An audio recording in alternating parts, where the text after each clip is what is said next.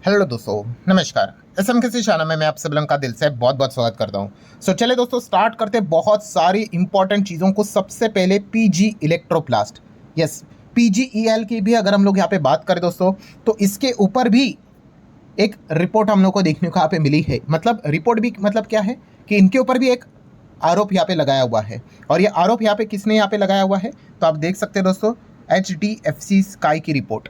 Yes दोस्तों, HDFC sky की report यहाँ पे सामने हम लोग को आते हुए देखने को मिली थी, जहाँ पे उन्होंने बताया कि फाइनेंशियल को लेकर कुछ कंसर्न उन्होंने यहाँ पे रेज किए, जो कि पीजी इलेक्ट्रोप्लास्ट ने ऑलरेडी यहाँ पे उसको रिफ्यूज़ किया है। उन्होंने बोला ऐसा कुछ यहाँ पे है ही नहीं। बट आप यहाँ पे देख सकते हो कि उन्होंने बताया है कि फाइनेंशियल हेल्थ जो कंपनी का है उसमें कुछ दिक्कत है। बट कंपनी ने बताया भाई हमारी बैलेंस शीट तो एकदम स्ट्रांग नज़र यहाँ पे आ रही है। पर इंपॉर्टेंट पॉइंट क्या है दोस्तों, इंपॉर्टेंट पॉइंट ये है कि पीजी इलेक्ट्रोप्लास्ट के मैनेजमेंट ने क्लैरिफिकेशन दिया HDFC की रिपोर्ट को लेकर। स्टिल स्टॉक आज के दिन 6% क्रैश हो गया, 6% गिर गया। मतलब क्या है कि पीजी इलेक्ट्रोप्लास्ट का जो क्लैरिफिकेशन है मार्केट को इतना पसंद नहीं आया। आप चाहो तो एक एंगल से ऐसा भी यहाँ पे कह सकते हो। अच्छा, मतलब देखा गया यूजुअली फाइनेंशियल कंसर्न मतलब HDFC की रिपोर्ट में एग्जैक्टली हुआ क्या है। सो HDFC ने यहाँ पे कर्ज, लोन, लिवरेज को लेकर चिंता यहाँ पे दर्शाई है कि दिक्कत है करके। बट पीजी इलेक्ट्रोप्लास्ट ने भाई इस चीज़ को खारिज किया। उन्होंने बोला ऐसा कुछ भी है नहीं। ठीक है, अभी ये तो वक्त ही बताएगा कौन सही जा रहा है कौन गलत जा रहा है। बट हम यहाँ पे कह सकते हैं अभी पीजी इलेक्ट्रोप्लास्ट भी नॉट एग्जैक्टली बट यस, ये EMS से रिलेटेड ही हम लोग को ये कंपनियां देखने को मिल रही है। सो अभी रिसेंटली हम लोगों ने देखा था काइंस टेक्नोलॉजी से रिलेटेड भी रिपोर्ट कोटक की निकली हुई थी। उसका दर्द अभी भी काइंस टेक्नोलॉजी यहाँ पे झेल ही रहा है। आज के दिन भी 12% तक हम लोग को टूटते हुए देखने को यहाँ पे मिल चुका है। मतलब क्या है कि मैनेजमेंट अपने साइड से अलग अलग क्लैरिफिकेशन दे रही है, बट जो इनके शेयर होल्डर है, ठीक है, उनमें लग रहा है कि कॉन्फिडेंस नहीं आ रहा है, क्योंकि इसलिए तो गिरावट यहाँ पे हो रही है। एंड अगर हम लोग यहाँ पे एक बात देखें दोस्तों, तो यहाँ पे फाइनली जाके काइंस टेक्नोलॉजी ने यहाँ पे अपना एक गलती यहाँ पे माना है। यस, आप देख सकते हो small typo error occurred in one of its subsidiaries and the management of coins technology acknowledge that there was just a one mistake of not mentioning in the notes to accounts related party disclosure will be duly corrected now। मतलब क्या है कि हम कह सकते हैं coins take ने जो मतलब इनके ऊपर 5-6 आरोप लगाए हुए हैं, सो उसमें से एक वाला पॉइंट उन्होंने यहाँ पे एक्नॉलेज किया है कि हाँ भाई यहाँ पे एक गलती यहाँ पे हुई है, और इस चीज़ को उन्होंने यहाँ पे क्या किया, रेक्टिफाई भी यहाँ पे किया है।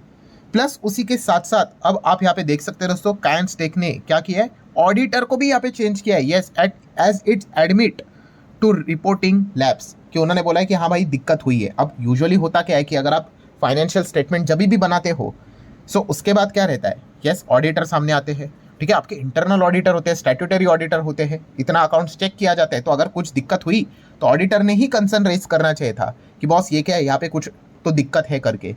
बट ऑडिटर ने भी यहाँ पे कुछ चीज़ें यहाँ पे रेज नहीं की है। सो इसीलिए आप यहाँ पे देख सकते हैं काइंस ने भी क्या किया है, काइंस टेक्नोलॉजी ने कि ऑडिटर को भी यहाँ पे बदल दिया है। सो लेट्स सी अभी नए ऑडिटर आएंगे तो क्या वापस एक और बार पूरा अकाउंट्स का ऑडिट यहाँ पे होगा एंड रिपोर्ट नहीं सामने आएगी कि नहीं, अब वो देखने वाली यहाँ पे बात जरूर रहने वाली है। बट बॉटम लाइन ये दोस्तों कि इतना सब कुछ होने के बावजूद भी आज भी स्टॉक हम लोग को गिरते हुए देखने को मिला। मतलब ये फॉलिंग नाइफ हम लोग को होते हुए देखने को यहाँ पे मिल चुके हैं, ऐसे छुरा जैसे नीचे जाता है ना वैसे। सो अब ये देखने वाली बात है कि ये चीज़ें हम लोग को, ये सिचुएशन कब तक नॉर्मलाइज होते हुए देखने को यहाँ पे मिलेगा। And as I already told you कि Q3 के जब भी नंबर्स आएंगे, काइंस टेक्नोलॉजी के नंबर पढ़ना एंड मैनेजमेंट की कमेंट्री सुनना बहुत ही ज़्यादा इंपॉर्टेंट चीज़ यहाँ पे होने वाली है। बहुत कुछ चीज़ें हम लोग को सीखने को मिल जाएगी। देन दोस्तों आज के दिन तो भाई बाजार ने तो गिरावट का त्यौहार ही मना लिया। जहाँ पे देखो बस लाल और लाल निशान ही देखने को मिल रहा है। भयंकर अलग अलग लेवल पे अलग अलग कंपनियां गिर रही है। उसमें से एक और company Fino payment bank, yes, इनकी तो गिरावट तो मतलब एकदम ही शॉकिंग चीज़ देखने को मिल गया। ऐसा क्यों, देखिए पहले तो स्टॉक कितना गिर गया, 12% तक गिर गया। अच्छा, कुछ तो गड़बड़ हुई होगी। सो ऐसी बात नहीं, फिनो पेमेंट बैंक ने यहाँ पे अप्लाई किया था मतलब RBI को कि हमें यहाँ पे स्मॉल फाइनेंस बैंक में तब्दील होना है। सो ऑब्वियसली आपको RBI से ही परमिशन चाहिए। एंड दोस्तों वो परमिशन RBI से इनको मिल गई। यस, RBI से इनको यहाँ पे हरा झंडी यहाँ पे मिल गया। फिनो पेमेंट बैंक अब हम लोग को स्मॉल फाइनेंस बैंक की कैटेगरी में आते हुए देखने को मिलेगा। मतलब प्रमोशन हुआ है, ये एक अच्छी बात है, ठीक है। बट यहाँ पे प्रॉब्लम क्या हो गया कि 12% गिरा क्यों, तो सबसे पहले तो कंपनी के CEO ने बताया है कि Fino to sell its corporate VC business, ठीक है। पहले तो ये अपना एक कॉर्पोरेट VC बिजनेस को यहाँ पे बेचते हुए देखने को यहाँ पे मिलेंगे। देन उसी के साथ साथ होता क्या है कि आपकी बैंक जितना छोटा उतना ज़्यादा रिस्की बिजनेस होता है। आप जितना एक एक स्टेप ऊपर चले जाओगे आपका बिजनेस क्या हो जाता है, थोड़ा सा सिक्योर्ड पोजीशन में आना स्टार्ट यहाँ पे हो जाता है। अब आप यहाँ पे फिनो पेमेंट बैंक में थे तो रिस्क था, अब आप स्मॉल फाइनेंस बैंक में जा रहे हो वहाँ पे भी रिस्क होगा, बट होगा क्या, यस अब आप यहाँ पे सिक्योर्ड लेंडिंग के ऊपर ज़्यादा फोकस करते हुए देखने को मिलेगा। और जितना ज़्यादा आप सिक्योर्ड लेंडिंग की ओर जाते हो आपका कमाई जो होता है वो कंपैरेटिवली थोड़ा थोड़ा कम होते हुए देखने को यहाँ पे मिल जाता है। अब इसके बाद अगर मान लो अगर आप शेड्यूल कमर्शियल बैंक बन गए, मतलब क्या यही HDFC, ICICI bank, axis bank एकदम बड़े बन गए, सो भाई वहाँ पे तो आपको और ज़्यादा स्ट्रिक्ट रूल्स रेगुलेशन को फॉलो करना पड़ेगा। ठीक है, मतलब कि आप जितना ऊपर ऊपर जाते हो तो थोड़ा सा आपका जो बिजनेस रहता है वो सावधानी से करना उनको यहाँ पे पड़ता है, ये एक चीज़ देखने को मिल रही है। प्लस उसी के साथ साथ फिनो पेमेंट बैंक की अगर हम लोग बात कर ले तो ये भी बताया जा रहा है कि नो डाउट अब इनका प्रमोशन यहाँ पे हो चुका है कि ये स्मॉल फाइनेंस बैंक के कैटेगरी में, SFB के कैटेगरी में हम लोग को आते हुए देखने को यहाँ पे मिल रहे हैं। बट अब इस पोजीशन पे जाने के लिए नो डाउट इनको काफ़ी कुछ एक्सपांशन भी करना पड़ेगा, और इस एक्सपांशन के चलते यहाँ पे क्या होगा, यस ऑपरेटिंग खर्चा हम लोग को देखने को यहाँ पे मिलने वाला है। तो इस चीज़ के चलते कंपनी तो एक्सपेक्ट कर रही है कि बहुत अच्छा प्रॉफिट वो कमा सकते हैं, बट मार्केट को ऐसा लग रहा है कि ये काफ़ी उनके लिए एक चैलेंजिंग पार्ट होने वाला है, क्योंकि मजबूत खर्चा अब आने वाला है। ठीक है, आप एक्सपांड करोगे तो भाई खर्चा तो आएगा ही ना। सो इसी चीज़ को लेकर कंपनी को तो लगता है कि वो बहुत अच्छा प्रॉफिट दिखाएंगे, बट मार्केट का रिएक्शन देखकर आप अंदाज़ा लगा सकते हो कि मार्केट को तो लग रहा है कि कंपनी जो सोच रही है कि उनको इजीली प्रॉफिट मिलेगा, इतना शायद से यहाँ पे नहीं होगा। अब ये होगा नहीं होगा, दूध का दूध पानी का पानी, जब एक्चुअल में कंपनी के नंबर सामने आए गए तभी हम लोग को पता है यहाँ पे चलेगा। बट इसी पॉइंट को लेकर बाजार हम लोग को आज के दिन यहाँ पे नाराज़ भी होते हुए देखने को मिल गया, जो कि आप इजीली यहाँ पे देख सकते हो। देन दोस्तों नेक्स्ट अगर हम लोग बात करेंगे दोस्तों तो IPO, यस प्राइमरी मार्केट की अगर हम लोग यहाँ पे बात कर ले, सो यहाँ पे भी ज़बरदस्त भूकंप हम लोग को देखने को मिल रहा है। मतलब IPO के GMP में ज़बरदस्त लेवल पे हम लोग को गिरावट देखने को यहाँ पे मिल रहा है। नो डाउट जिस प्रकार से मार्केट का एक ओवरऑल स्ट्रक्चर रहता है उसी हिसाब से IPO का GMP के ऊपर भी उसका डायरेक्ट इम्पैक्ट देखने को मिल जाता है। मतलब मार्केट अगर ज़बरदस्त भागा सो IPO के प्रीमियम भी यूजुअली अच्छा करते हुए देखने को मिल जाते हैं। इसीलिए तो जब भी बाजार ऑल टाइम हाई के करीब होता है, एक बुल रन का सिनेरियो देखने को मिल जाता है, तभी ही मैक्सिमम IPOs हम लोग को मार्केट में आते हुए देखने को मिल जाते हैं। सपोर्ट मिलता है भाई थोड़ा सा, ठीक है, 100 की चीज़ आप 150 में भी चिपका सकते हो। बट वहीं पे अगर बाजार निरंतर हम लोगों को यहाँ पे लाल निशान के साथ नीचे आते हुए देखने को मिल रहा है तो IPO का GMP भी डैमेज होते हुए देखने को मिल जाता है। एंड रिसेंटली वही चीज़ें हम लोग को होते हुए देखने को यहाँ पे मिल रही है। मतलब पहले तो मैं डिस्क्लेमर देना चाहूँगा भाई, ये सिर्फ मैं डेटा आपके सामने रख रहा हूँ भाई, याद रखना ये पब्लिक डोमेन में ये डेटा अवेलेबल रहता है और ये डेटा बार बार प्लस माइनस चेंज यहाँ पे होता रहता है। सो अगर आप चेक करोगे यहाँ पे मीशो का जो GMP है वो 35 नज़र आ रहा है, 45 के रेंज में था, अब कितना नीचे आप देख सकते हो। देन ये जो IPO है वो भी 35-40 के आसपास था, 27 के रेंज में आ गया।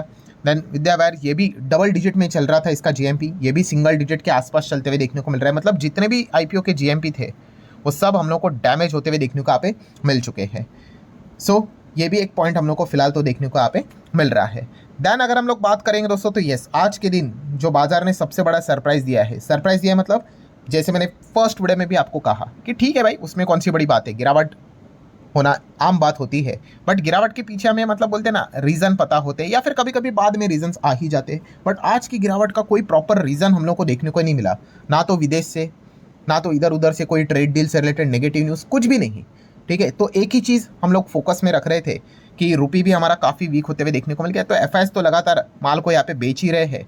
सो आज तो FIs ने जम के यहाँ पे माल बेचा ही होगा। बट जब डेटा सामने निकल कर आया दोस्तों तो ओवरऑल आप यहाँ पे चेक कर सकते हो कि FIs ने बिकवाली तो की है बट केवल 650 करोड़ की नेट बिकवाली देखने को मिली है। सो इतना कोई एग्रेसिव हम लोग को सेलिंग FIs की ओर से देखने को नहीं मिला, जितना कि मतलब भाई वो तो 2000 3000 ठीक है 4000 करोड़ ऐसे ही बेच देते हैं। सो आज तो एक्सपेक्टेशन था कि भाई बड़ा माल तो ये बेच ही देंगे, बट यहाँ पे बेचा बट कितना, केवल 650 करोड़ के आसपास।